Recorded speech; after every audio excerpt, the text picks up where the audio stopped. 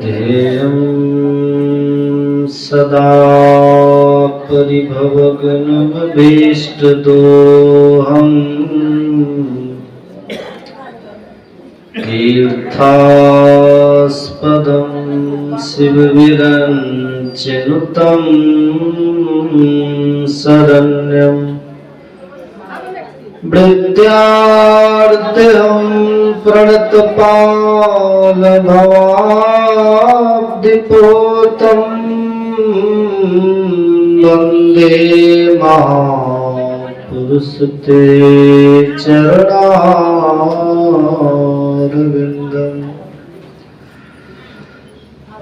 अखण्डमण्डलाकारम् व्याप्तं येन चराचरं तत्पदं दर्शितं येन तस्मै श्री गुरुवे नमः।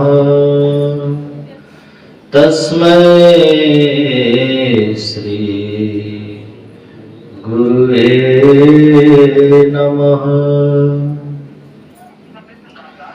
बोलिए प्रेम से श्री सद्गुरु महाराज की जय। श्री सद्गुरु महाराज की जय। श्री सद्गुरु महाराज। परमाराध्य सद्गुरु महाराज के युगल पाद पद्मों में कोटि कोटि नमन। मंचासीन पूज्य बाबा गणों के श्री चरणों में नमन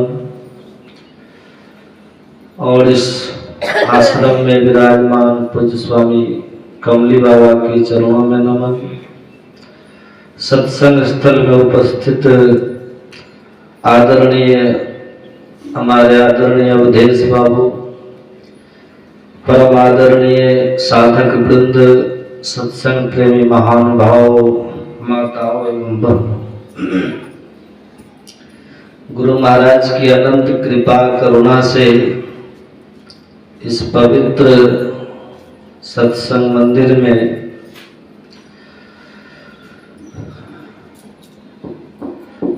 पूज्य स्वामी कमली बाबा के छत्र छाया में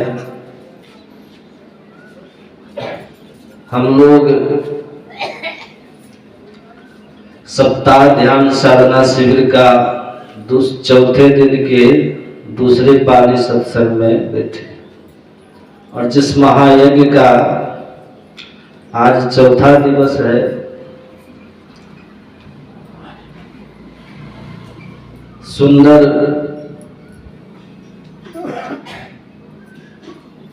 भजन आप लोग लक्ष्मी राज जी से सुन रहे थे और गुरु के चरणों में खूब झूमकर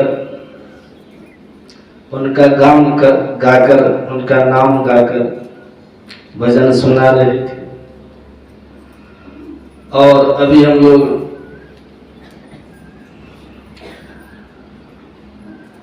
रामचरितमानस से उत्तरकांड से पाठ श्रवण कर रहे थे। देखिए, ये संयोग गुरु कृपा से ही प्राप्त हुआ है। हम लोगों ने अपूर्व भाव से यहाँ ध्यान और सत्संग कर रहे हैं।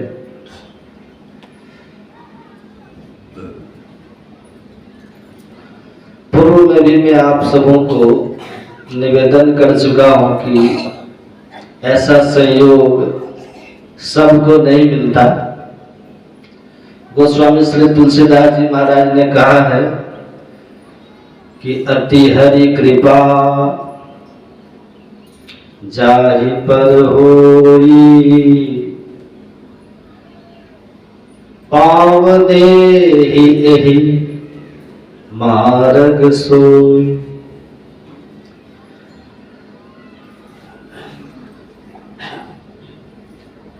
गोस्वामी तुलसीदास जी कहते अति हरि कृपा,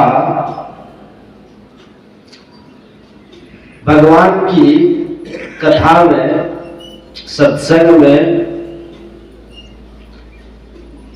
वही व्यक्ति आकर बैठता है, इस कथा सत्संग का वही लाभ प्राप्त कर सकता है। बोले जिस पर भगवान की कृपा नहीं, बोले जिस पर भगवान की अति कृपा होती है, वही सत्संग में बैठते। केवल कृपा नहीं, अति कृपा, अति हरि कृपा जाहि पर होई। तो हम लोगों पर गुरु महाराज की, परमात्मा की अति कृपा, जो कि इस कलिकाल में हमने इस सत्संग को प्राप्त किया।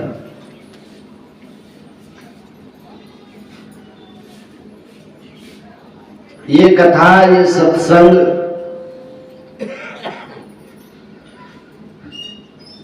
हमारे हृदय में परम शांति, परम आनंद और हमारे हृदय के सोनेपन को समाप्त कर देती है।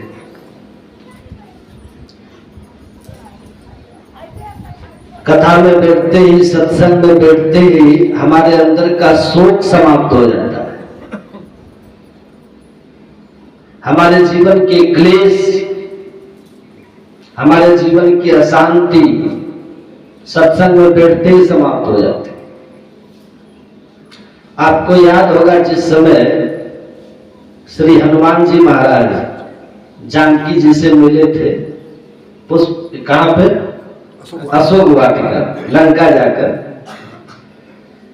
बड़ा मार्मिक प्रसंग है।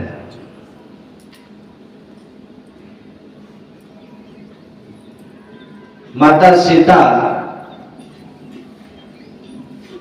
प्रभु श्री राम से बिछड़कर उस अशोक वाटिका में वृक्ष के नीचे बैठे हुए, और मां जानकी बड़ी दुखी है, शोक में डूबी हुई है। हनुमान जी महाराज लघु रूप धारण करके उसी वृक्ष के ऊपर बैठे हुए जिसके नीचे सीता जी विराजमान, ऊपर डाली पर हनुमान जी बैठे।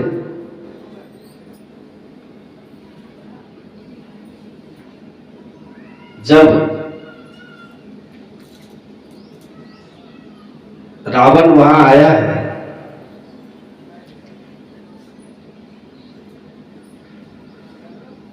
मैं कोई राम कथा का प्रसंग उतर नहीं रहा, केवल एक छोटा सा प्रसंग आपको संकेत करने के लिए ये बात सुना रहा हूं कि जब रावण वहां आया तो उसने एक बार सीता जी को एक बात कही थी। रावण ने जानकी जी को इस बात के लिए जोर डाला कि सीता, तुमको यहां लाना मेरा व्यर्थ ही हो गया। मैं तो तुमको अपनाना चाहता था, पर अपनाना तो दूर, मैं तो इतना भी नहीं कर पाया कि एक बार तुम्हारी दृष्टि मुझे मिल जाए, केवल दृष्टि मुझे मिल जाए। रावण ने बार बार सीता जी को ये कहा था कि एक बार विलोक मम ओरा,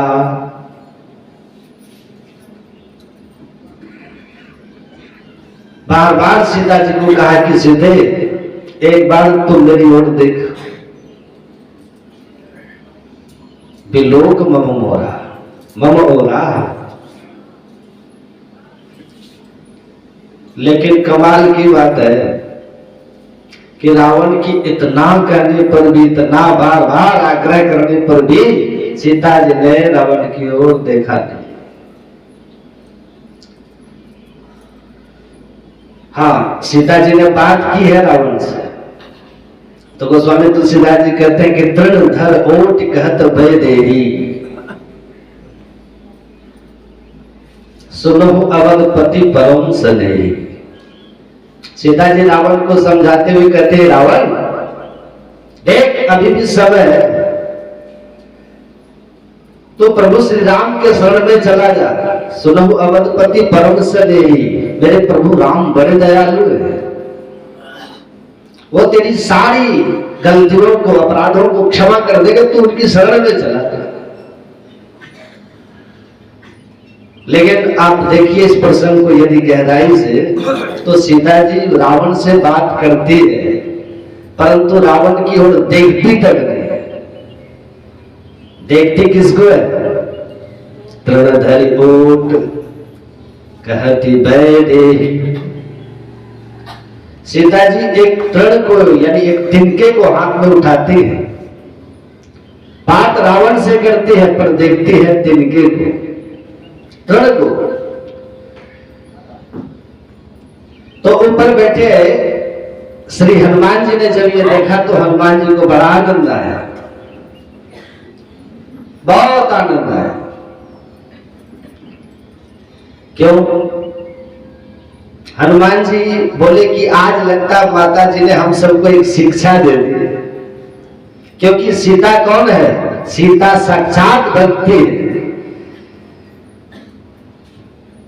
और भक्ति की दृष्टि रावण जैसे अभिमानी पर नहीं पड़ती।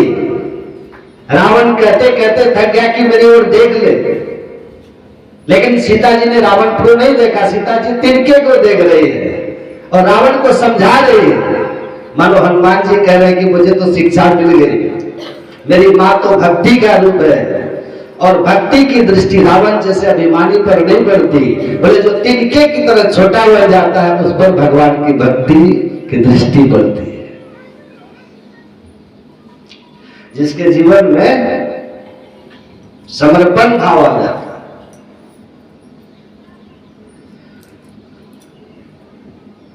वो भक्ति को पा लेता है।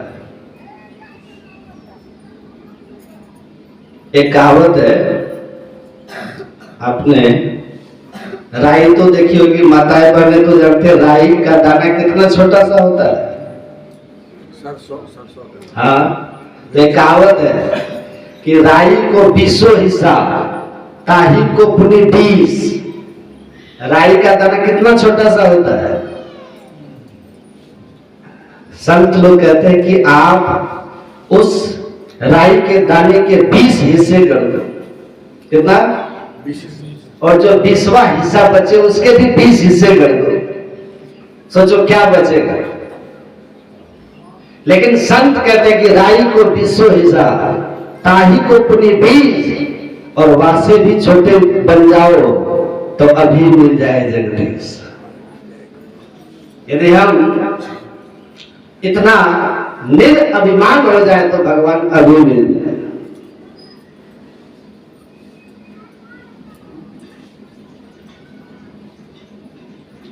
और तभी तो कहना पड़ता है कि झुकते हैं वही जिनमें जान होती है, प्यारे झुकते हैं वही जिनमें जान होती है, अगर तो मुर्दे की पहचान होती है। हम अपने जीवन में यदि प्रेम चाहे, भक्ति चाहे, तो अभिमान नहीं करें। संत लोग ये बार बार संकेत करते, अभिमान नहीं करते। किस बात का अभिमान? हनुमान जी जब रावण चला गया तो ऊपर से उतरे वृक्ष से, और हनुमान जी ने बड़ा सुंदर काम किया है। हनुमान जी प्रभु राम का वहां गुणवाद गाने लगे कि रामचंद्र गुण बरने लागा, रामचंद्र गुण बरने लागा, सुनत ही सीता कर दुख भागा।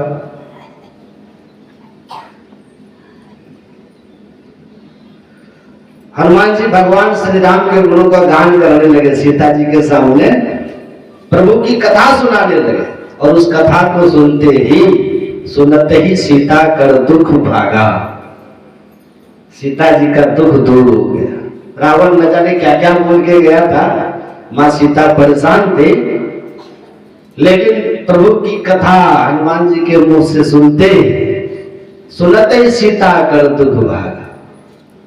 तो बस मेरे कहने का भी इतना ही अभिप्राय है कि आपके जीवन में परेशानी कैसी भी क्यों न हो, बड़े से बड़े क्यों न हो, लेकिन यदि सत्संग में थोड़ी देर आप शांति से बैठिएगा तो मुझे पूरा विश्वास है कि भगवान की कथा श्रवण करने से, सत्संग करने से आपके बड़े से बड़ी परेशानी भी दूर हो जाएगी। जयकार करना तो जोर से थोड़ा श्री सद्गुरु। इसका मतलब ये नहीं, एक व्यक्ति को मैंने पूछा कि भैया आप रोज सत्संग में आ रहे हो, क्या कथा अच्छी लगती है? तो उसने कहा बाबा कथा वथा से मुझे कोई मतलब नहीं। बोले फिर क्या लाते हो?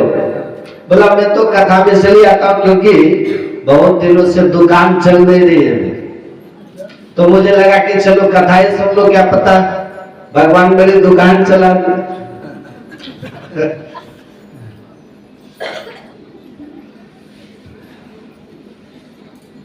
देखिए यदि केवल दुकान चलवाने आइएगा तो इस बात की कोई गारंटी नहीं है कि सत्संग सुनकर आपकी दुकान चल जाए। पर हाँ, यदि आप सत्संग सुनते सुनते परमात्मा से प्रेम करने लगे, यदि आपका प्रेम हो गया प्रभु से, आपकी प्रीति हो गई, तो ये पक्की बात है कि फिर तुम भजन करना, परमात्मा ही दुकान चला गया।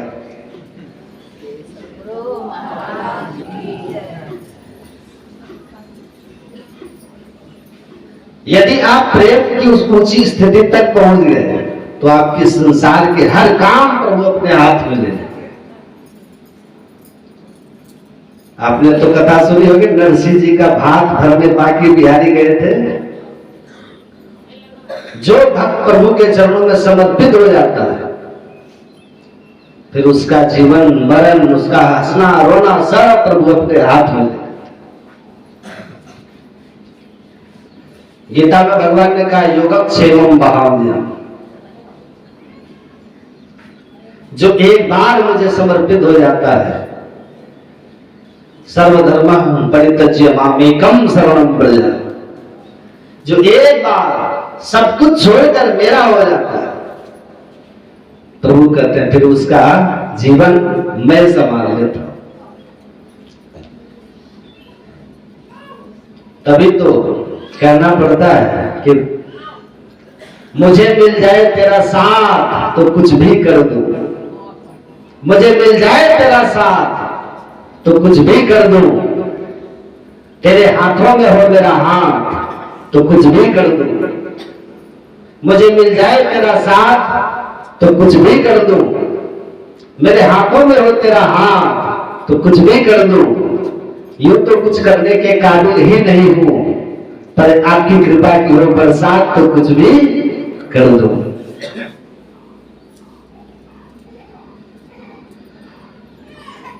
बड़े बड़े महापुरुषों के जीवन में देखा गया है,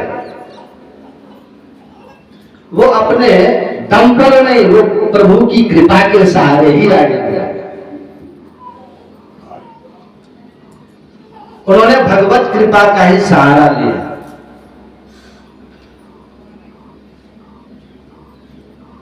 तो प्रभु की कथा में, सत्संग में यदि सच्चे भाव से बैठिएगा और कहीं सत्संग सुनते सुनते आपके हृदय में प्रेम जागृत हो जाए तो बिल्कुल भगवान की कृपा आप पे बरसेगी। और बरसेगी क्या, हीरा जी के भक्तों पर बरस ही रही है, क्योंकि यहाँ तो सबको भगवान से जोड़ने के लिए जो कमली बाबा बैठे हुए आप सबको सत्संग सुनवा रहे हैं। बाबा की कृपा, गुरु की कृपा, परमात्मा की कृपा आप पर अखंड बरस रही।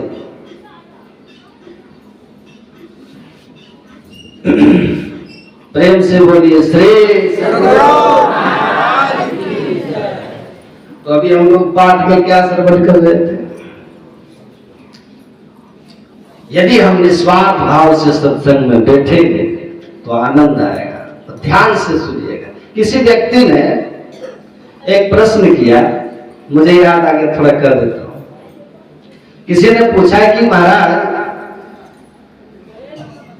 इतना सत्संग हो रहा है, इतनी कथाएं हो रही है, क्या इन कथाओं से, क्या इस सत्संग से कलयुग का प्रभाव कम हो रहा है?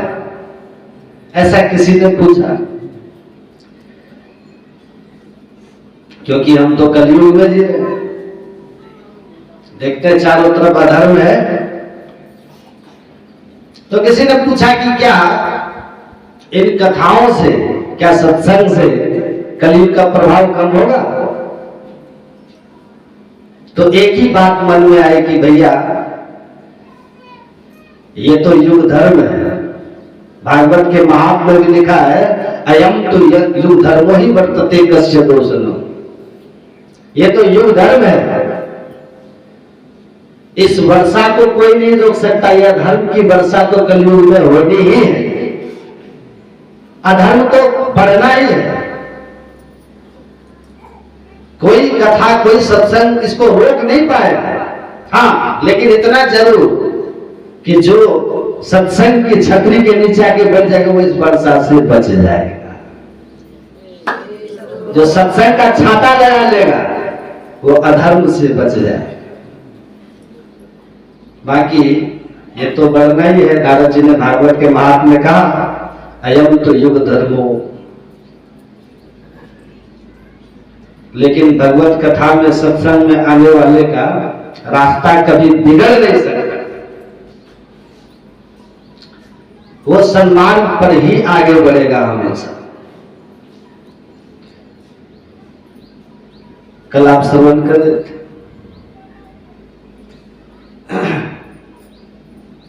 पाठ श्रवण कर रहे थे। अभी पाठ में हम लोगों ने काकभुसुंडी चरित्र सुना है। क्या सुना है? काकभुसुंडी जी महाराज कौन थे और किस तरह से वे भजन करते थे, इसी बात को विस्तार रूप से हम लोगों ने अभी सुना है। पार्वती जी ने प्रश्न किया है भगवान शिव से। माता पार्वती पूछती है कि प्रभु, नर सहस्र मह सुनहु पुरारी, कोई एक होई धर्म व्रत धारी। हे पुरारी, हे प्रभु, हजारों मनुष्य में कोई एक धर्मात्मा होता है। हजारों में कोई एक धर्मात्मा होते हैं। अधर्मशील कोटिक मह को विषय विमुख विराग रत सो। करोड़ों धर्मात्माओं में कोई एक होता है जो विषयों से विमुख रहते हैं। नहीं तो बड़े बड़े धर्मात्मा भी विषयी बन करके रहते हैं।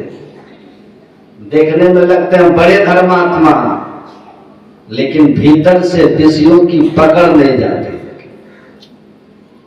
पार्वती माता कहती है कि प्रभु, करोड़ों धर्मात्माओं में कोई एक ऐसा होता है जो विषयों से विमुख रहता है। कोटि विरक्त मद श्रुति कही, सम्यक ज्ञान सकृत जग रहे। हे प्रभु, उस करोड़ों विषयों से बचे हुए महापुरुषों में, करोड़ों विषयों से बचे हुए महापुरुषों में कोई एक होता है जिसको सच्चा अध्यात्म ज्ञान मिलता है। सबको ये ज्ञान नहीं मिलता। धर्मात्मा भी है और विषयों से विमुख भी है। इतना सब कुछ होने के बाद भी सच्चा अध्यात्म ज्ञान, ये किसी बिरले एक को मिलता, करोड़ों विषय विमुख से रहने वाला किसी एक को मिलता है। 3 सहस्र मह सुनो पुरारी, हे प्रभु उस हजारों ज्ञानियों में कोई एक होते हैं जो साधना करके भजन करके जीवन मुक्त हो पाते हैं। श्री सद्गुरु महाराज। और उस करोड़ों जीवन मुक्त में कोई एक होते हैं जो ब्रह्मलीन विज्ञानी हो पाते हैं। अब माता पार्वती पूछती है, धर्मशील विरक्त अनुज्ञानी, माता पार्वती कह रही जीवन मुक्त ब्रह्म परवानी, सब ते सुदुर्लभ सुर आया, राम भगति रत गत मत माया। हे देवताओं के राजा, हे देवताओं के स्वामी महादेव, करोड़ों धर्मात्मा, करोड़ों विरत, करोड़ों ज्ञानी, करोड़ों विज्ञानी, करोड़ों करोड़ जीवन मुक्त, करोड़ों ब्रह्मलीन, ये सबसे जो दुर्लभ है, सबते सो दुर्लभ सुरदाया। हे प्रभु इन सब में जो दुर्लभ है वह है भगवान के भक्त। और कैसा भक्त? माता पार्वती कहती है, सबते सो दुर्लभ सुरदाया राम भगति रत। और उधर कहते हैं गत मद माया, जिनके भीतर किसी तरह का मद नहीं है, जिनके भीतर किसी तरह की माया नहीं है। सुन रहे सब ध्यान से? कहाँ कहाँ ध्यान है आप लोग? खूब सावधान होकर सुनिए, ऐसा विषय का पाठ हुआ है ना, वैसा ध्यान से भी सुनिएगा। हम कभी नहीं कहते हैं आप बैठिए, जैसे बैठ सकते हैं बैठिए, लेकिन सुनिएगा ध्यान से। हम कभी नहीं कहते हैं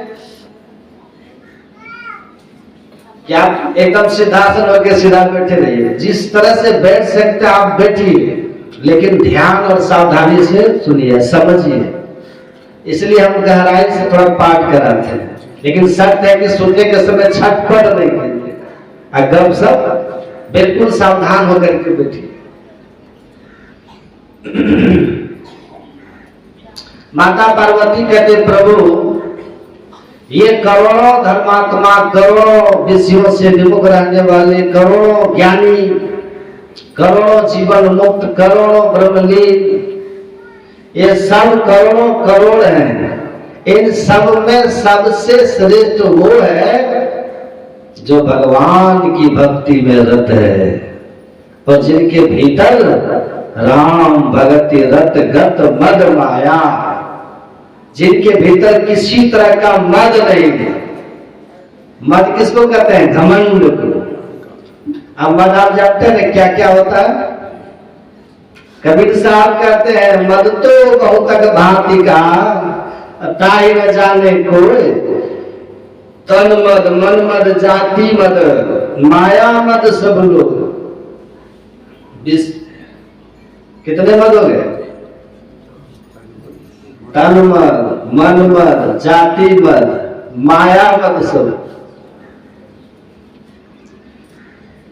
मद तो बहुतक भांति का, ताहि न जाने कोई, तन मद मन मद जाति मद, मतलब जाति का भी मद होता है, तन का भी मद घमंड होता है। तन मद मन मद जाति मद माया मद, मतलब धन संपत्ति का मद। माया मद सब लोग को होता है, सब लोग। विद्या मद और गुण मद, विद्या बुद्धि का भी मद हो जाता है, गुण का भी घमंड अहंकार होता है, इतने गुणवान है। विद्या मद और गुण मद, राज मद उन्मद, इतने मद को रद्द करे तब पावे अनहद। इतना मद जिसका रहे रद्द हो जाए, ये मामूली बात है। माता पार्वती कह रहे कि हे प्रभु राम भगति रत गत मद माया, ऐसे यदि कोई भक्त हो, ये सबसे श्रेष्ठ भक्त है।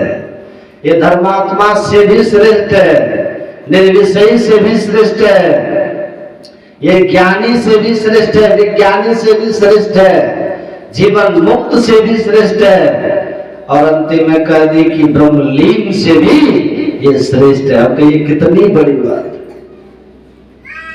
कौन बोल रही है? हम बोल रहे हैं, हम नहीं बोल रहे हैं। साक्षात जगदम्बा माता पार्वती बोल रही है, सबसे श्रेष्ठ होते हैं। अब देखिए माता पार्वती कहते प्रभु ये होते हैं भक्त, तो आप हमको कृपा करके बताइए कि ये कौवा कैसे भक्ति पा लिया? सो भगति काग किमि पाई, अब विश्वनाथ मोहि कहूं बुझाई। हे विश्वनाथ, हे जगतपति, आप कृपा करके समझा करके कहिए, इतने श्रेष्ठ जो भक्त होते हैं भगवान के, वो भक्ति का भुसुंडी ने कैसे पाली? समझिएगा बात। आपने जो पाठ में सुना है, ध्यान से सुनिए, आपने जो पाठ में सुना है, कागभुसुंडी जो करते थे, कहाँ बसी हरहि भजहि जिमि कागा, सो सुन उमा सहित अनुरागा। भगवान शंकर ने समझाया, हे पार्वती बहुत प्रेम के साथ सुनना, बहुत श्रद्धा के साथ सुनो। कागभुसुंडी जी कैसे भजन करते थे, जिसके लिए तुम ये कहती हो ना कि धर्मात्मा से भी बड़ा, निर्विषय से भी बड़ा, ज्ञानी से बड़ा, सबसे बड़ा। अब वो भक्ति काग कैसे पाली, तो मैं सुना रहा हूं, सुनो। वो कौन सी भक्ति करते थे और किस प्रकार करते थे, सुनो। भगवान शंकर कह रहे हैं, आपने सुना पाठ में, भगवान शंकर कहते हैं देवी वो 4 काम करते थे। कितना? 4। कौन को? पहला काम करते थे बट तर का हरि कथा प्रसंगा। पहला आवहि सुनई अनेक विहंगा।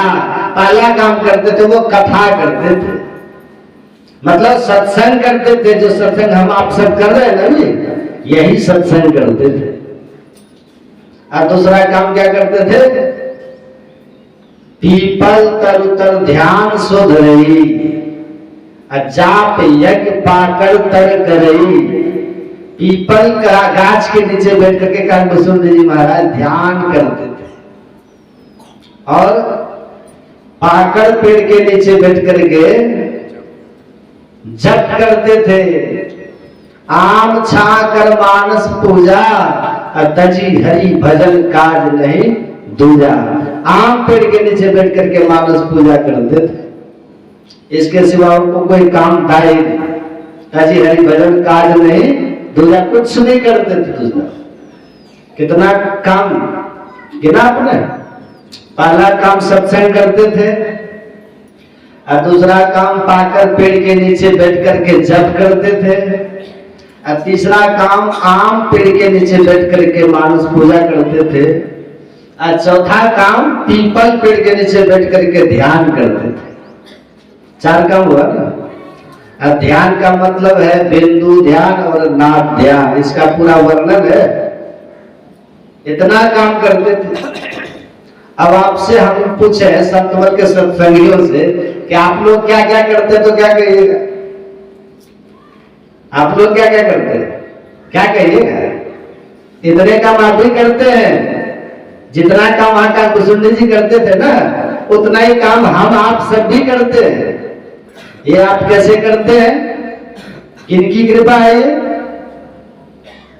यही कृपा है सदगुरु महाराज, यही कृपा।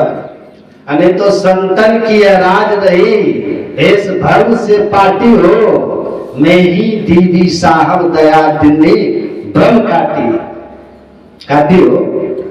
थे अंध बने फिरते बाहिर, अंतर पथ भेद न थे जाहिर। हमें बोध बुझाए सुझाए दिया, गुरु साहब बाबा देवी ने।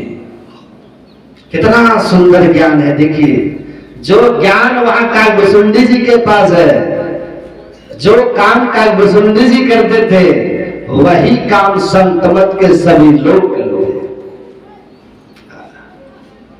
आप बुरा मत मानिएगा,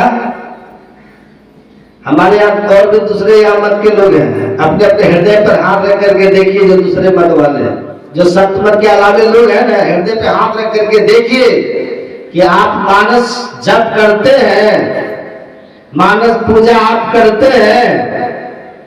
अब देखिए, बिंदु ध्यान आप करते हैं, नाथ ध्यान आप करते हैं, और सत्संग करते हैं। अब देखिए, मिलाइए, अगर ये सब मिल रहा तब आप जाए वही ठीक, और यदि ये नहीं मिल रहा तो मत संप्रदाय के फेरा में मत रहिए कोई। मत संप्रदाय, ये मत संप्रदाय और संस्था सोसाइटी किसी का कल्याण नहीं करती, कल्याण करता है ज्ञान, और ज्ञान जहां मिले उस जगह पे जाकर के ज्ञान को प्राप्त कराना चाहिए। इसलिए हमारे गुरु महाराज जी ने क्या कहा था, पदावली में आप पढ़ते हैं, संत मता बिनु गति नहीं, इसके बिना गति कल्याण है। संत मता बिनु गति नहीं, सुनो सकल दे कान, जो चाहो उद्धार को तो बनो संत संतान।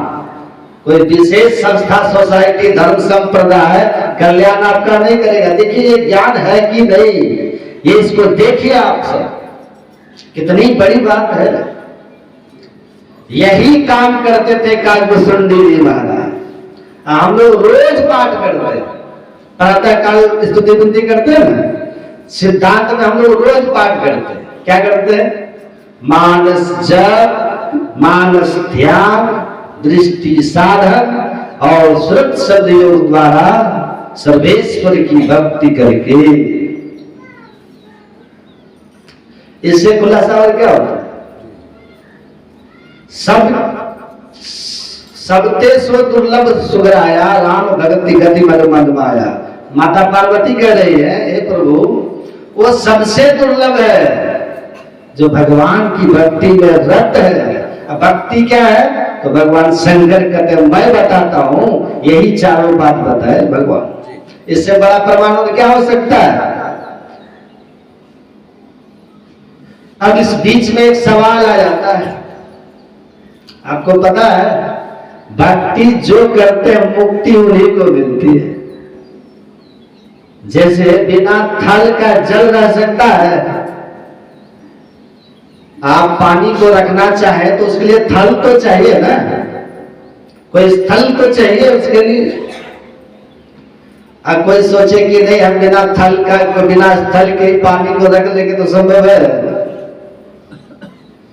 यही सिद्धांत है, सूत्र है, याद रखिए। तुलसीदास जी कहते हैं, जिमी थल बिनु जल रही न सकाई। देखिए सिद्धांत, जिमी थल बिनु जल रही न सकाई, कोटि भांति को करई उपाय। करोड़ों उपाय आप कर लीजिए, लेकिन बिना थल का जल को आप रख नहीं सकिएगा। घंटा रखिएगा, 2 घंटा रखिएगा, लेकिन फिर उस किसी न किसी रूप में ढुलक करके, बह करके, द्रवित होकर के धरती पर आकर के टिक जाएगा। ये पक्का है। जिमी थल बिनु जल रही न सकाई, कोटि भांति को करई उपाय। तथा मोक्ष सुख सुख अगराई, रही न सकई हरि भक्ति बिहाई। जैसे जल बिना थल का नहीं रह सकता, ऐसे ही थल बिना मोक्ष, ऐसे ही मुक्ति बिना भक्ति के नहीं हो सकती। अगर मुक्ति चाहते हो, मोक्ष चाहते हैं, तो इसके लिए भक्ति करनी पड़ेगी। सुन रहे माता जी? अब देखिए, सो गई। अब देखिए, एक बात आपने कई बार सुनी होगी, आपको याद होगा, और खास करके मैं ही सुनाता हूं। ये घमंड की बात नहीं है, ये उद्धृत करता हूं। वाणी तो सदगुरु महाराज की है, इस बात को मैं बराबर उद्धृत करता रहता हूं। क्या है? गुरु महाराज की वाणी है। हमारे सदगुरु महाराज जी कहते हैं, लिखते हैं, केवल नर ही तन से, केवल नर ही तन से मुक्ति को पावहु, याते या तन दुर्लभ जतन करी मुक्ति कमाओ। हमारे गुरु महाराज जी की वाणी है, केवल और केवल इसी मानव तन से मोक्ष मिलेगा, दूसरा किसी शरीर से नहीं मिलेगा। आकाश मुसुंडी किस शरीर में है? हाँ समझिए, कौआ के शरीर में है। विचार कीजिए ये क्या है। अब थोड़ा सा सावधान होकर के सुनिएगा, समझा देते। सत्संग में शंका का समाधान होता है, थोड़ा सा सुनिएगा ध्यान से। ये कौआ के शरीर में है कांडुसुंडी। अब कौआ के शरीर में रह करके भी वो भक्ति करता है जिससे मुक्ति मिलती है। हमारे गुरु महाराज जी क्या कहते हैं? केवल नर ही तन से मुक्ति को पावहु, याते या तन दुर्लभ जतन करी मुक्ति कमाओ। केवल और केवल मानव तन से, इसमें कोई गुंजाइश नहीं है। मोक्ष जब भी मिलेगा तो केवल मानव तन से मिलेगा। तो आप कहिएगा कि बाबा फिर ये काकभुसुंडी क्या है? ये तो पक्षी है। अब पक्षी में भी कौआ को चंडाल पक्षी माना जाता है, माना जाता है। अच्छा आज तक किसी ने कौआ पाला है? कोई पाला? कौआ पाला? नहीं पाला। अच्छा कौआ को कभी खिलाते हो?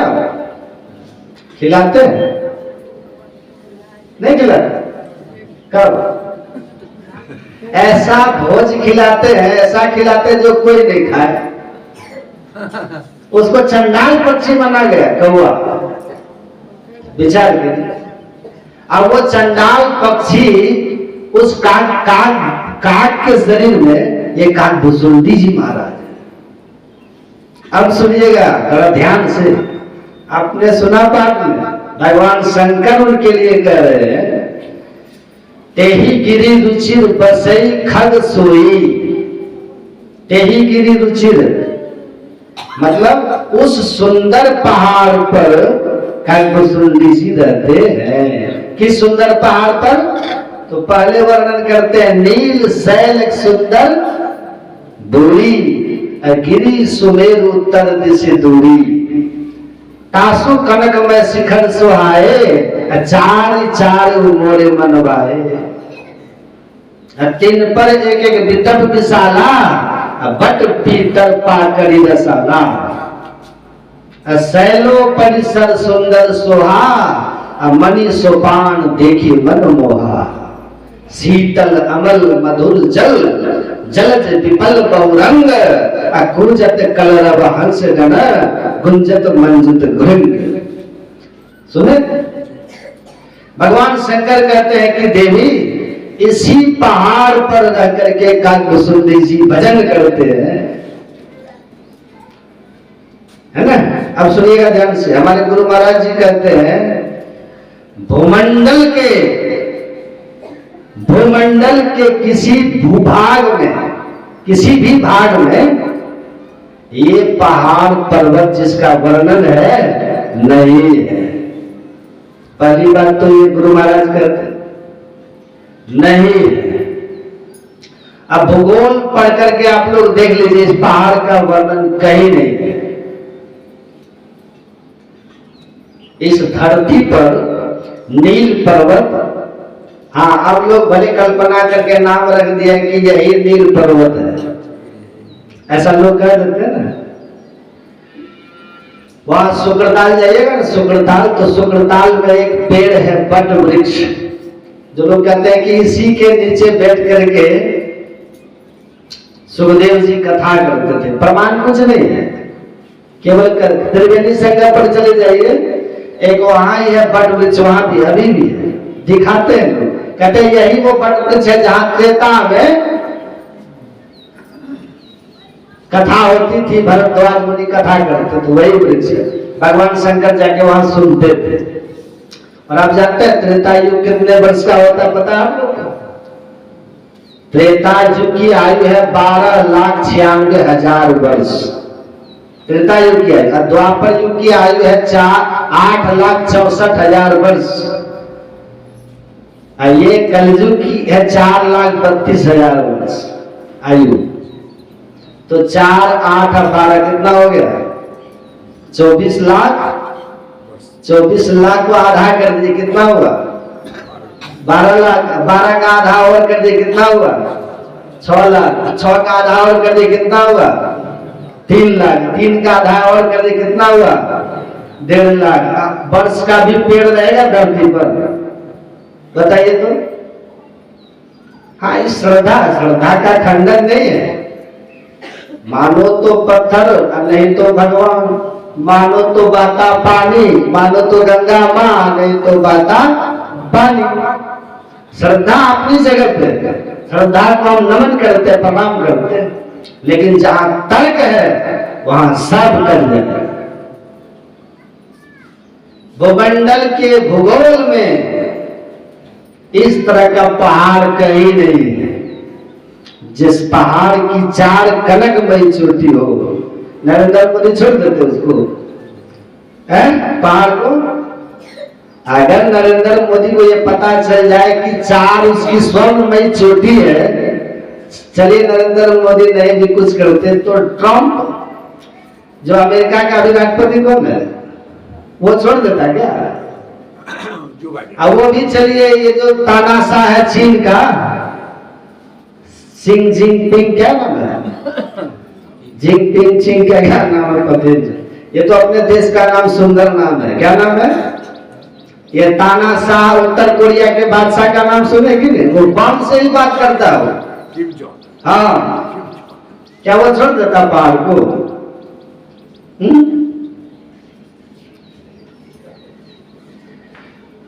छोड़ देता? बम से ही बात करता है, मिसाइल से ही बात करता है। मिसाइल से नीचे वो बातें नहीं करता है। थर-थर कांपता उसके पड़ोसी देश। यदि उसको पता चल जाता कि ऐसा पहाड़ जिसका 4 शिखर है और सोना का है, तो ये सब दम लेता, उसी के लिए विस्तृत हो जाता, विश्व युद्ध हो जाता। कहीं नहीं है ये पहाड़ बाहर में। पेड़ लगता कहाँ? अच्छा ये बताइए, पेड़ कहाँ लगता है? जमीन पर। छत पे लगाइएगा तब आप जाकर के छत पे गाड़िए, छत पे जाइए, छेड़िए, थोड़ा से छेद करिए छत को, उसमें डाल दीजिए, पेड़ लग जाएगा। कंकड़ पत्थर भर दीजिए, लग जाएगा। पेड़ जब भी लगता है तो मिट्टी में लगता है। उसको मिट्टी चाहिए, जल चाहिए और सूर्य का प्रकाश चाहिए। समझ रहे हैं ना? अब पेड़ को होने के लिए ये 3 बात तो कम से कम है, मिट्टी, जल और सूर्य प्रकाश। पहला क्या है? पानी। दूसरा मिट्टी। और तीसरा हवा। और चौथा सूर्य की किरण। इसके बिना होगा? पेड़ लगेगा? अच्छा चलिए, छत को छोड़ दीजिए, आप लोहा के ऊपर लगा दीजिएगा पेड़। लोहा के ऊपर लगेगा यहाँ पेड़?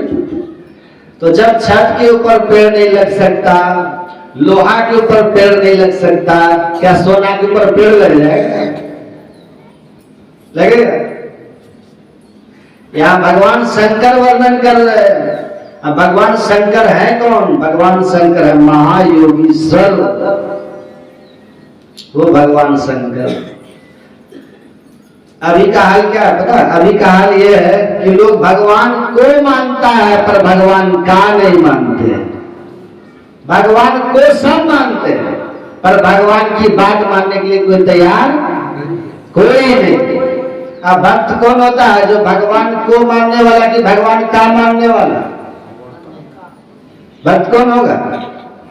जो भगवान की बात माने वही भक्त होंगे। जो भगवान की बात माने ही नहीं, सीधे बोले भगवान को मानते, तो कैसा भक्त है? भगवान शंकर करे कि देवी तासु कनक में शिखर सुहाए, चार चार मोरे मन भाई। एक जोगी का मन लग गया वहां। क्या जोगी का मन? ये बाहरी सोना चांदी में लगता। अगर बाहरी सोना चांदी नहीं मन लगता भगवान शंकर का तो बाघंबर कहल पहनते, अचिता का भस्म कहल रमाते। विचार कीजिए, भांग धतूरा क्यों खाते हो? भगवान शंकर तो भजनीक है, योगीश्वर है। जहां भी देखिए भगवान शंकर का चित्र या तो तांडव करता हुआ मिलेगा या फिर समाधि में बैठे हुए मिलेगा। समाधि से उठे तो तांडव, और तांडव से थकते तो समाधि। यही काम है। और उठे जो मिल गया भांग धतूरा सब खा करके वो करेलिया, परवल, भिंडी की भुजिया और तरवानी खोजते। जो मिल गया वही पकड़ करके खींच के पेट भर के ऊपर से पानी दे दिए, क्योंकि भगवान शंकर निर्विषयी है, वहां विषय नहीं है। जो विषयी होते हैं ना वो वैरायटी खोजते हैं, वो व्यंजन खोजते हैं। भगवान शंकर निर्विषयी है। ये भगवान कहते कि मेरा मन वहां रम गया। कहां? जहां चार कनक में चोटियां हैं। इतने का करके छोड़ नहीं दे रहे हैं। कहते तीन पर एक एक विटब विशाला। उस पर एक एक विशाल विशाल पेड़ लगा हुआ है। बताइए, अब पेड़ भी कौन सब लगा हुआ है? बट पीपर पाकड़ी रसाला। बट भी जल्दी आपको नहीं मिलेगा, पीपर भी जल्दी आपको नहीं मिलेगा, पाकड़ भी जल्दी नहीं मिलेगा। आम तो घर घर में होता है ना, आम है ना घर घर में। आम का पेड़ लीजिए और आप लोहा के ऊपर लगा के दिखा दीजिए, हम आपका जीवन भर के लिए गुलाम हो जाए। है संभव? यहां सोना की चोटी है, उस चोटी पर पेड़ खड़ा है। कितना अद्भुत प्रसंग है। इसलिए कहते हैं रामायण के लिए बाल के आदि उत्तर का अंत, अब पढ़े पंडित अब बुझे संत। रामायण पढ़ते पढ़ते कितने का दांत घिस गया, लेकिन लाभ कहां हुआ? हमारे गुरु महाराज एक चौपाई पढ़े कहां से कहां पहुंच गए। एक देह धरे कर यही फल भाई, भजिए राम सब काम दे। कहां से कहां पहुंच गए। तात्पर्य को गुरु महाराज जी ने समझ लिया, हृदयंगम किया, जहां पहुंचना था वहां पर पहुंच गए। ये नीलगिरी है क्या? आप सुनिए, यहां से रहस्य उद्घाटन सुनिए। हमारे गुरु महाराज जी इसका रहस्य उद्घाटन करते हैं, सुनिए। क्योंकि गुरु महाराज जी की वही दृष्टि है जो दृष्टि भगवान शंकर की है। गुरु महाराज जी की वही दृष्टि है जो दृष्टि माता पार्वती की है। गुरु महाराज जी की वही दृष्टि है जो दृष्टि गोस्वामी तुलसीदास जी की है। गुरु महाराज जी की वही दृष्टि है जो दृष्टि का भुसुंडी जी महाराज की है। इसीलिए उनके भाव को, इनके भाव को, उन्हीं के योग जो है वही समझेंगे। सब कैसे समझ जाएंगे? अगर किसी ने एमबीबीएस से बहस करना हो ना तो पहले एमबीबीएस की डिग्री आपको चाहिए। ऐसे कर लीजिएगा बहस। अगर किसी प्रोफेसर से आपको बहस करना हो ना, फिजिक्स के प्रोफेसर से, तो आपको पहले फिजिक्स में महारत हासिल करना पड़ेगा। ऐसे कर लीजिएगा। तो संत को समझने के लिए संत बनना पड़ता है। वही दृष्टि जो शिव की है, जो माता पार्वती की है, जो काकभुसुंडी जी की है, वही दृष्टि हमारे गुरु महाराज जी की है ना। सुनिएगा, वर्णन करते हैं। गिरी सुमेरु उत्तर दिशि दूरी, नील शैल सुंदर भूरी। गिरी सुमेरु उत्तर दिशा दूरी। सबसे पहली बात, उत्तर दिशा को समझिए क्या है। नक्शा कभी देखे हम लोग? नक्शा, नक्शा देखे? भारत का नक्शा उसमें उत्तर कहाँ लिखा जाता है? ऊपर, ऊपर में, और दक्षिण नीचे में लिखा रहता है। तो यहाँ उत्तर दिशा का मतलब है ऊपर की तरफ। किधर? ऊपर की तरफ। और सुमेरु गिरी, सुमेरु से सो हटा दीजिए, क्या हो जाएगा? मेरुगिरी। अब मेरु गिरी के बगल में दंड लगा दीजिए, मेरुदंड। कहा? ये सदुकड़ी भाषा है और एक प्रतीक है, ये प्रतीकात्मक कथा है। आपका जो पीठ का ये रीढ़ देख रहे हैं, पीठ की जो रीढ़ है, इसी को बोलते हैं मेरुदंड। इसी में मेरुदंड को योगियों की भाषा में सुमेरुगिरी कहा गया, योगियों की भाषा है। और इसी मेरुदंड से लगता हुआ 5 चक्र है, नीचे गुदा से लेकर के यहां तक 5 चक्र है। कौन सब है? पहला चक्र है मूलाधार, दूसरा स्वादिष्ठान, तीसरा है मणिपूरक, चौथा है अनाहत, और 5वां है विशुद्ध। विशुद्ध कहिए या कंठ चक्र कहिए, अनाहत कहिए या हृदय चक्र कहिए, मणिपूरक कहिए या नाभि चक्र कहिए, स्वादिष्ठान कहिए या लिंग चक्र कहिए, मूलाधार कहिए या गुदा चक्र कहिए, एक ही बात है। ये मेरुदंड के सहारे है। तो उत्तर का मतलब है नीचे से ऊपर की तरफ, मूलाधार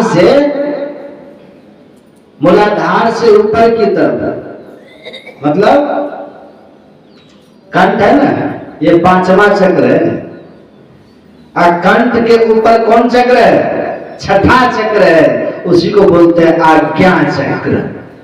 आज्ञा चक्र का 2 पार्ट है, 2 भाग है, नीचे और ऊपर, अर्ध ऊर्ध्व, ये 2 भाग है आज्ञा चक्र का। अर्ध भाग में अंधकार भरा है और ऊर्ध्व भाग में प्रकाश का प्रारंभ है। तो आज्ञा चक्र का जो आधा भाग नीचे वाला है, उसी अंधकार में आप और हम रहते हैं। और उसी अंधकार, अच्छा नील पर्वत, नीला का मतलब क्या होता है? नीला का मतलब नील, नील जानते हैं? वो काला का प्रतीक है, नील काला का प्रतीक है। और आप जो अपने भीतर अंधकार देखते हैं, उसका रंग कैसा है? वो भी नील वर्ण का है। तो नीलगिरी का मतलब है गिरी सुमेरु तर्दसी दूरी, मेरुदंड के ऊपर यही आज्ञा चक्र में विराजित है। ऐसी में जो घोर अंधकार है, उसी घोर अंधकार को कहते हैं नीलगिरी। सुनिएगा ध्यान से, सुन रहे सब? आप भगवान शंकर कह रहे ते ही गिरी रुचिर बसई खग सोई, इसी पहाड़ पर रहता है खग। खग किसको कहते हैं? खग कहते हैं पक्षी को, उड़ने वाले को। खग किसको कहते हैं? पक्षी को, उड़ने वाले को। आप अभी शरीर में हैं, सब दिन रहिएगा, जा दिन मन पंछी उड़ी जाइ हो, उड़ी जाइ हो। कौन उड़ी जाइ हो? मन रूपी पंछी खग। अब मन क्या है? सुनिए, सुन रहे ना? जैसे दूध के खोल में घी रहता है ना, ऐसे मन के खोल में जीव रहता, आप और हम रहते हैं। मन, ये मन क्या है? जादिन मन पंछी उड़ी जाइ हो। कौन कह रहे हैं? सूरदास जी महाराज। तादिन तेरे तम तरवर के सबे पात झड़ी जयो। ये सूरदास जी की वाणी। हमारे गुरु महाराज क्या करते हैं? मन तुम बसो तीसरो नैना महा, अतः से चल दी जोड़े। आगे कहते हैं तन संग त्यागी त्यागी उड़ी लीजो। उड़ी, उड़ता कौन है? खग, पक्षी उड़ता है, चिड़िया उड़ती है। तो ये खग, ये पक्षी कौन है? अच्छा दूसरी बात सुनिएगा, भगवान शंकर ये भी कहते हैं तासु नाश कल्पांत न होई। कल्प का अंत होता है, लेकिन काकभुसुंडी नहीं मरता। ये क्या बात हो गई? जबकि काकभुसुंडी जी खुद ही कह रहे हैं, रामायण में आप पढ़िए, काकभुसुंडी जी खुद कह रहे हैं कवन जोनी जहां जन्मे नाही, भ्रमी भ्रमी खगेश जगमाही, ऐसी कौन सी योनियां हैं जहां मैंने जन्म नहीं लिया। और अभी जो ये काकभुसुंडी वाला शरीर है ना, ये तो लोमस मुनि के श्राप से मिला है, लोमस के श्राप से। और लोमस से पहले श्राप मिला भगवान शंकर से। वो श्राप मिला था अयोध्या में भगवान शंकर से, नहीं उज्जैन में श्राप मिला था। और लोमस मुनि से श्राप मिला है सुमेरु पर्वत पर, वहां मिला है। और भगवान शंकर से जो श्राप मिला था उसी में भगवान शंकर ने कहा था ये अनेक योनियों में जाएगा लेकिन इनका ज्ञान नहीं मिटेगा और जन्म मरण का दुख इनको नहीं होगा। उनके गुरु के प्रार्थना पर भगवान शंकर ने ये बात कही थी। और फिर बाद में वो एक शूद्र के शरीर में आते हैं और वो फिर वहां पर अनेक जगह पर जाते हैं, फिर एक ब्राह्मण के शरीर में आते हैं। तो लोमस मुनि से इनकी वार्ता होती है। इनको सगुण साकार के प्रति बड़ा आकर्षण था, पर मुनि लोमस जो थे निर्गुण निराकार का वर्णन करते थे, उसी में जाते विवाद भगवान करते थे। उसी क्रम में लोमस ऋषि ने श्राप दे दिया कि तू कौआ की तरह काव काव करता है, जा तू कौआ ही होता है। श्राप अमर होता है?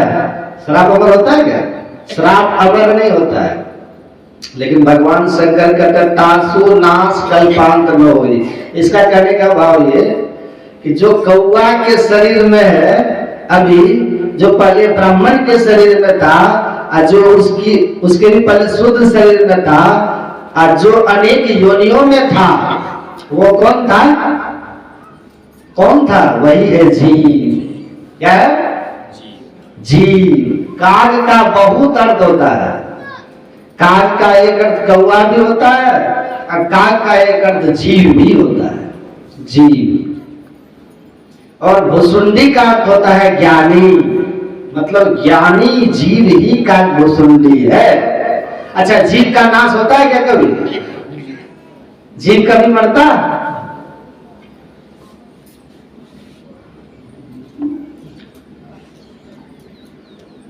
लोट ले रहा है माथा में, लोट ले रहा है माता जी, सब लोट ले रहा है। जीव का नाश कभी होता है? जीव का नाश कभी नहीं होता। भगवान राम कहते हैं जीव नित्य तुम कहीं लगी रहो, वहां जीव का नाश कभी नहीं होता।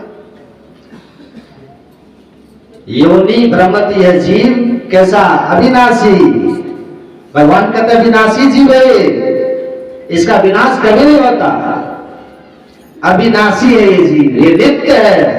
अजो नित्य है शाश्वतो यम पुराणो। एक ने कहा बाबा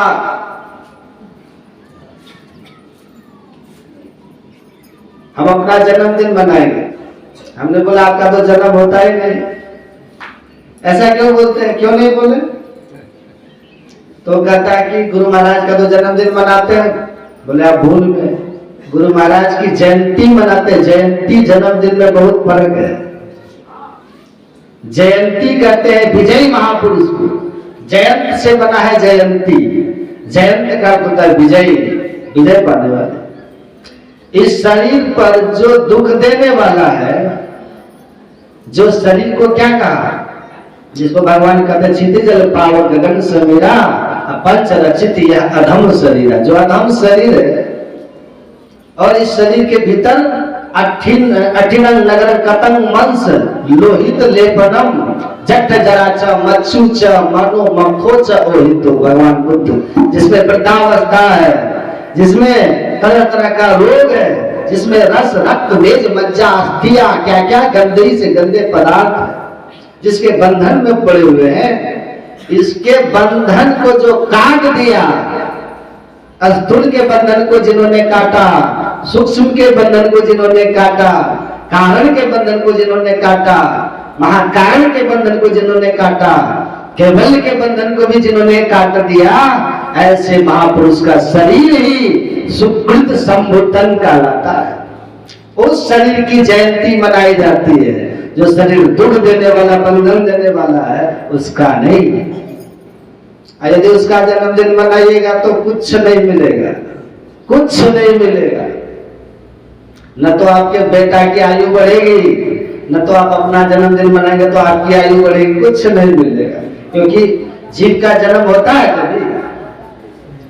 जीव नित्य। एक ने कहा बाबा क्यों नहीं मनाएंगे? क्योंकि आपका जन्म ही नहीं होता, आप अजन्मा है, अजन्मा का जन्म कैसे मनाइएगा?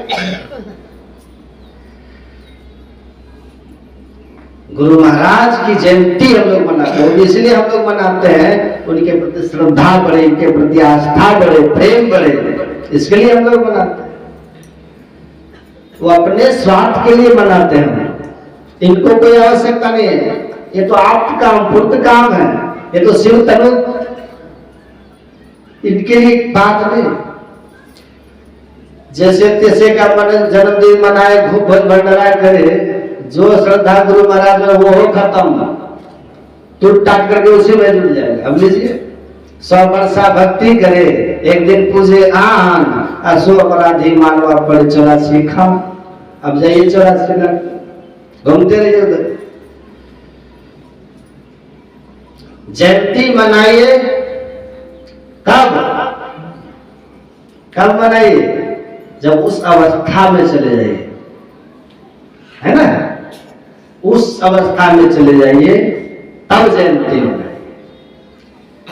क्योंकि चोट पकड़े हैं ना, रास्ता पे चढ़ चुके हैं, रास्ता तय होना सुनिश्चित है और वो काम पाना भी निश्चित है। तो आप भी, आपका भी जयंती मनाया जाएगा, लेकिन उसके पहले किसी का हृदय, किसी का जयंती न मनाना चाहिए। ऐसा कभी नहीं कीजिए। गुरु महाराज की जयंती मनाए जब पहुंचे हुए। आप लोग भी सब भूल मत कीजिए, किसी का जन्मदिन मत मनाए, एकमात्र गुरु महाराज का जन्मदिन मनाए। हमने देखा महर्षि संतसेवी जी महाराज को, मैंने देखा है कितना पावरफुल होकर के मना किए थे कि मेरी जयंती कोई नहीं मनाएगा। अब वो लाठी लेके तो नहीं है, कहेंगे कर दिए तुरंत। उधर से ठाकुर स्वाति करने वाला माइक पकड़ लिया, कहा कि नहीं हम लोग हर साल मनाएंगे। अब इसका कोई जवाब है? अभी जो पूजपादा शास्त्री है, कभी वो नहीं कहते कि मेरी जयंती मनाओ, कभी नहीं कहते। वो तो जयंती के नाम पर रोते हैं, हमने देखा है, रोते हैं नहीं। पुष्पा हरनंदन बाबा, उनकी तो बात अलग है, लेकिन साधारण लोग का जयंती नहीं मनाए। इनकी तो वो तो महापुरुष है, उनका जहां था जिसका तिसका नहीं बनाना चाहिए, है ना। बोलिए श्री सद्गुरु महाराज जी। तब अच्छा लगेगा जब आप देह पर विजय प्राप्त कर ले, उस दिन तब जयंती मनाइए किसी का भी। बहादुर तेरे कारण से मैंने तेरे पर विजय पाई, उस दिन अपनी भी जयंती मनाए। अभी हड्डी मांस चमड़ाई तो विषय बेकार भरा है, उस सबका जयंती नहीं मनाए। तासु नाश कल्पांत न होई। अब आइए विषय पर थोड़ा। जीव का नाश कभी नहीं होता। भगवान शंकर कहते हैं वही एक भाव इसका ये है कि काकभुसुंडी का ज्ञानी जीव, जीव से इसकी तुलना है। अब दूसरी बात यह है कि काकभुसुंडी जी महाराज, काकभुसुंडी जी महाराज जो है ना, ये शापित है, इसलिए कौवा के शरीर में रह करके भी मनुष्य वाला काम कर रहे हैं। ये श्राप है, लोमस मुनि का श्राप है, भगवान शंकर का भी श्राप है, प्रदान कहिए, श्राप कहिए। ये जब उज्जैन में थे, इनके जो गुरु महाराज थे, उनकी कृपा थे। इसलिए ये कौवा के शरीर में रह करके भी मानस जप करते हैं, मानस पूजा करते हैं, दृष्टि योग करते हैं, नादानुसंधान करते हैं और बैठ करके सत्संग भी करते हैं। अब समझ में आया? केवल नर ही तन से मुक्ति को पावहु, अयाते यातन दुर्लभ जतन करी मुक्ति कमाओ। आप ये मत समझिए कि हम भी कभी कौवा बन गए तभी भजन करेंगे, तो नहीं होगा, सब नहीं होगा। कौआ बनिएगा तो क्या होगा? गहरी चोच निष्ठा में हमारी हो, समझ रहे? गहरी चोच निष्ठा में हमारी हो। कौआ बनिएगा तो यही करना पड़ेगा, सब ठेला मारेगा आपको, कोई नहीं रखे। कौआ कोई पालता नहीं, कौआ कोई खाता है? कौआ खाता है? कहीं नहीं खाता भी है। कुत्ता खाते हुए देखे आदमी, लेकिन कौआ खाते हुए लेकिन नहीं देखे, लेकिन सुने कि कहीं कौआ का भी बनता है। बड़े बड़े होटलों में जाइए ना शहरों में, वहां भी मिलता है। कौआ का बच्चा पकड़ के उसको बना लेता है। सोचिए, बड़ा कौआ नहीं, बच्चा जो होता है ना उसको खाया जाता है। ये कौआ सबसे घीन पक्षी माना गया, घीन, सबसे नीच। तो भाव यही है कि इनको श्राप है, श्रापित होने के कारण ये कौआ रह करके भी मनुष्य वाला काम कर रहे हैं, श्रापित है ना। अच्छा, आप थोड़ा सा सुनिएगा। वो पर्वत कौन हो गया? यही आंख बंद करते हैं जो नीला नीला दिखता है ना, वही नीलगिरी। उसी पर 4 चोटी है, तासु कनकमय शिखर सुहाए, या चारू चारू, चारू मतलब सुंदर, चारी मतलब 4 सुंदर 4 चोटियां हैं। कौन सब चोटियां हैं? 4 सब सुनाने के छोड़ दे, सुनाने के छोड़ दे, इसका कल सुना। देखिए, पहली चोटी जो कनकमयी चोटी, कनक मतलब सोना, और सोना प्रकाश का प्रतीक है। किसका? प्रकाश का। ये जो सोना है ना, ये प्रकाश का प्रतीक है। कनक, कनकमय, कनक है, कनकमय है, कनक नहीं है, कनकमय, स्वर्णमयी मतलब प्रकाशमयी चोटी। तो पहली चोटी क्या है? सुबुद्धि, सुमति, कुमति सबके उड़ रहे। अगर कुमति है तो अंधकार की चोटी है, और सुमति है तो यही प्रकाश की चोटी है। अगर हमारे भीतर सुबुद्धि है, सुबुद्धि ही एक कनकमयी चोटी मानी गई है। बोलिए श्री। और दूसरी चोटी है ईश्वर के प्रति आस्तिक भाव। आस्तिक भाव का मतलब ईश्वर है, परमात्मा है। धुआं है तो आग भी है, मानते हैं? यत्र यत्र धूमो तत्र तत्र वह्नि, जहां जहां धुआं है वहां वहां आग है। इसी तरह से जहां जहां जीव है वहां वहां ईश्वर है। हम है, जीव है, इसका मतलब ईश्वर है। जैसे आपका शरीर है, इसका मतलब आपके माता पिता है। शरीर है, रहे आपको कि पिताजी नहीं, यह संभव है? शरीर है तो पिताजी भी है, इसी तरह से जीव है तो ईश्वर भी है।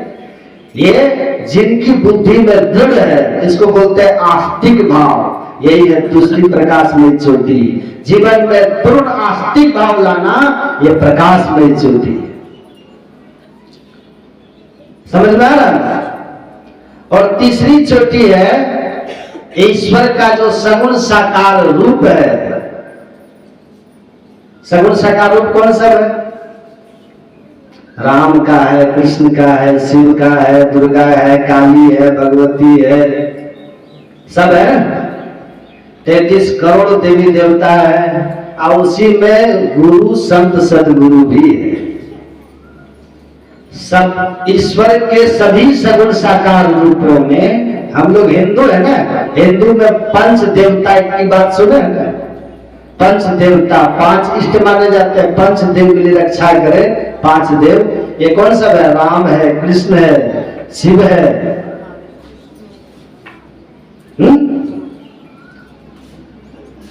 राम है, राम कृष्ण तो एक ही हो गए। तो मान लो विष्णु भगवान, विष्णु भगवान है, गणेश जी हैं और सूर्य भगवान माने जाते हैं। कितना हो गया? 3। विष्णु, गणेश, सूर्य और भगवती दुर्गा और भगवान शिव। 5 हो गया ना? कितना हो गया? ये 5 इष्ट माने जाते हैं हिंदू में, हम लोगों के। और उसके अतिरिक्त आप वेद को पढ़िएगा तो वेद में संत सदगुरु को भी इष्ट के रूप में स्वीकार किया गया है। स्वीकार नहीं किया गया है, बल्कि संत सदगुरु को सबसे श्रेष्ठ इष्ट कहा गया है, सबसे बड़े। तो अपने इष्ट के प्रति पूरी आस्था, पूरी निष्ठा, पूरा प्रेम, यही है तीसरा स्वर्णमयी ज्योति। समझ में आ रहा है? याद हुआ? पहली चोटी कौन सी है? सुबुद्धि, प्रकाशमय चोटी है। दूसरी प्रकाशमय चोटी आस्तिकता, और तीसरी इष्ट के प्रति अगाध निष्ठा। यही प्रकाश के समान है। ये भी जिस दिन आपको इष्ट के प्रति अगाध निष्ठा हो जाएगी उस दिन आप देखिए कितना चीज आपको दिखाई देगा।